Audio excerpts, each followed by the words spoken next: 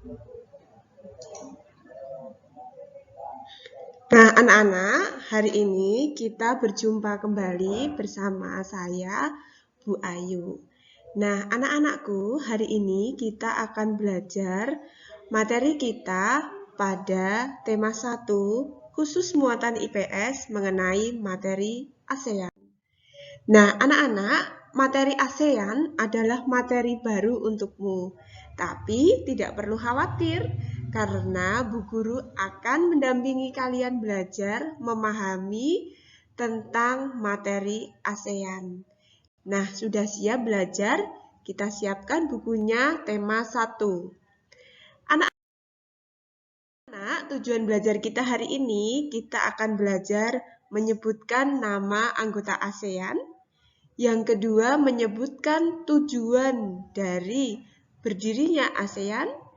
Yang ketiga, kita akan mengidentifikasi logo bendera ASEAN.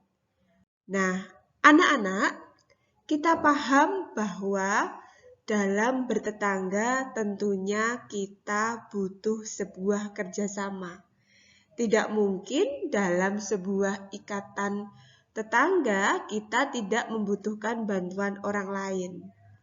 Nah, sama seperti halnya negara-negara yang bertetangga dengan Indonesia, Indonesia merupakan negara yang juga mengadakan kerjasama dengan negara-negara tetangganya. Nah, coba kita lihat. Indonesia mempunyai banyak sekali negara tetangga.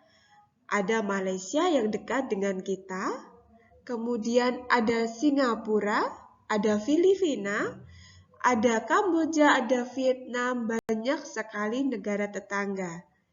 Dari peta ini kita bisa melihat negara mana yang dekat dengan Indonesia. Nah, anak-anakku yang hebat, sebelum masuk pada organisasi ASEAN, sebelumnya negara-negara di kawasan Asia Tenggara itu membentuk sebuah deklarasi yang disebut Deklarasi Bangkok. Deklarasi inilah yang mengawali berdirinya ASEAN. Jadi sebelum ASEAN itu didirikan, ada 5 negara yang bertemu dalam deklarasi Bangkok. Nah, 5 negara itu diwakili oleh Menteri Luar Negerinya. Nah, kira-kira 5 negara itu siapa saja? Ayo kita simak dalam tayangan yang sudah Bu Ayu jelaskan, Bu Ayu tampilkan. Anak-anak bisa melihat bahwa 5 menteri luar negeri yang hadir ketika itu ada Malik dari Indonesia, kemudian ada Narcisco Ramos dari Filipina, ada S. Rajaratnam dari Singapura, ada Tanat Koman dari Thailand, dan Tun Abdul Razak dari Malaysia. Nah, kelima menteri luar negeri inilah yang memprakarsai berdirinya Deklarasi Bangkok yang ketika itu dilaksanakan di Bangkok, Thailand pada tanggal 5 sampai 8 Agustus tahun 1967. Setelah diadakannya Deklarasi Bangkok, kemudian kelima menteri luar negeri ini membentuk sebuah organisasi yang akhirnya diberi nama ASEAN. Nah, kira-kira dari 5 anggota tadi, akhirnya sekarang sudah banyak loh negara-negara yang bergabung dengan ASEAN. Nah, sekarang apakah kalian tahu negara mana yang sekarang sudah bergabung dengan ASEAN? Dari yang awalnya hanya 5 negara saja, akhirnya negara-negara yang lain yang berdekatan ikut bergabung dalam organisasi ASEAN. Nah, mudah bukan? Sebetulnya tidak sulit kita mempelajari materi ASEAN. Yuk kita lanjutkan. Nah, coba kalian lihat. Anak-anak pelajari, anak-anak pahami bahwa dalam perkembangannya organisasi ASEAN itu mempunyai anggota yang banyak. Kira-kira ada berapa anggota?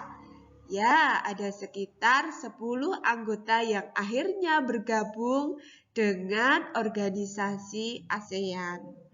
Apakah anak-anak tahu organisasi ASEAN ini masuk dalam organisasi regional? Kenapa disebut dengan organisasi regional? Karena organisasi ASEAN ini adalah organisasi yang berdiri dalam satu kawasan atau satu regional, yaitu kawasan Asia Tenggara. Baik, kita lanjutkan. Nah, apa latar belakang dibentuknya ASEAN ketika itu? Yang pertama tentunya karena adanya persamaan geografis. Anak-anak tahu bahwa negara ASEAN itu berada dalam satu kawasan Asia Tenggara yang terletak di antara 2 benua dan 2 samudra tentunya. Nah, kemudian persamaan yang kedua, kita sama-sama tetangga yang merupakan keturunan yang sama dari ras Malayan Mongoloid. Bahkan, Malaysia dan Indonesia itu mempunyai kebudayaan dan bahasa yang sama karena bahasanya itu bahasa dari ras Malayan atau Melayu. Kemudian yang ketiga, ada persamaan kepentingan. Tentunya semua negara di Asia Tenggara itu memiliki tujuan dan visi yang sama, yaitu ingin sejahtera, ingin tercipta kedamaian, keamanan, dan ketertiban, baik itu dalam lingkup nasional maupun regional. Yang keempat, ada persamaan nasib. Kalian tahu bahwa hampir seluruh negara di Asia Tenggara itu pernah dijajah oleh negara lain. Seperti Indonesia yang pernah dijajah oleh Belanda, Malaysia dan Singapura yang pernah dijajah oleh Inggris, serta Filipina oleh Spanyol dan Amerika. Hanya negara Thailand saja yang bebas dari penjajahan. Nah, kita lanjutkan materinya ya. Jadi, tadi latar belakangnya terbentuknya ASEAN sudah kita pelajari bersama. Sekarang kita belajar mengenai tujuannya. Sekarang kita belajar apa tujuan dibentuknya ASEAN.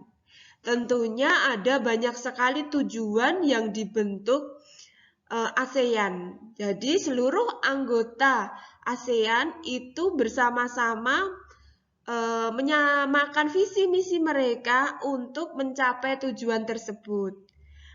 Yang pertama, mempercepat kemajuan sosial, pertumbuhan ekonomi, serta pengembangan kebudayaan di kawasan Asia Tenggara.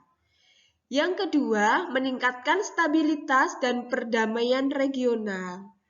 Yang ketiga, tentunya meningkatkan kerjasama yang aktif dan saling membantu antar negara anggota. Yang keempat, membina dan menjalin kerjasama yang lebih efektif untuk meningkatkan hasil industri, pertanian, perluasan perdagangan dalam komoditas internasional, perbaikan sarana dan prasarana komunikasi serta transportasi, dan peningkatan taraf hidup rakyat dari masing-masing negara anggota. Yang kelima, melakukan peningkatan pada kualitas ilmu pengetahuan di antara anggota.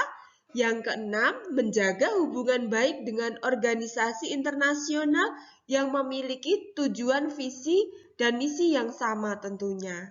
Nah, anak-anakku, mudah bukan Materi ASEAN sebetulnya materi baru yang mudah sebetulnya ya. Jadi jangan takut untuk mempelajari materi baru di kelas 6. Kita lanjutkan. Nah, anak-anak, pada organisasi ASEAN terdapat lambang atau logo yang digunakan dalam logo ASEAN. Lambang itu mempunyai arti, ya, di mana logo itu mempunyai arti yang penting. Nah, coba kalian lihat logonya, ini gambar apa ya? Logonya ini ada seuntai padi yang diikat. Jadi bi kuning itu adalah padi yang diikat. Nah, kemudian ada gambar lingkaran. Coba kita cari tahu artinya. Ada garis biru, di mana garis yang biru itu artinya adalah keamanan dan kestabilan dari ASEAN.